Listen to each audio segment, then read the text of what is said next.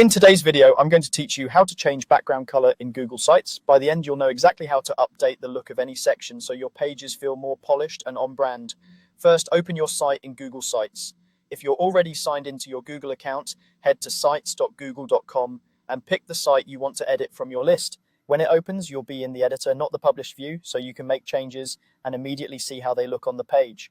Next, click the section you want to edit. In Google Sites, pages are divided into sections stacked vertically.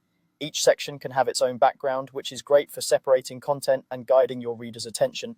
When you click inside a section, you'll notice it becomes outlined and a small toolbar or options panel appears near that section. That's your cue that you're editing the right area.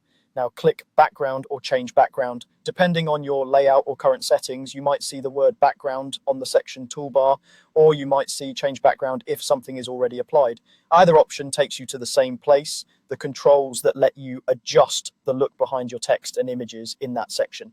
Finally, choose a color or image. If you go with a color, you'll typically see a few preset choices that come from your site's theme. These are designed to match, so they're a safe pick for a consistent look. If you prefer an image, select the image option and either upload a file from your computer or choose from your Google Drive and Google Photos. You can also explore Google's built-in image library for simple professional backgrounds.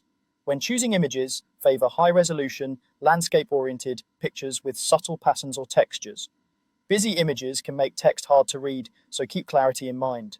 Google Sites often applies an automatic readability adjustment to help text stand out. Keep that on if the background is detailed.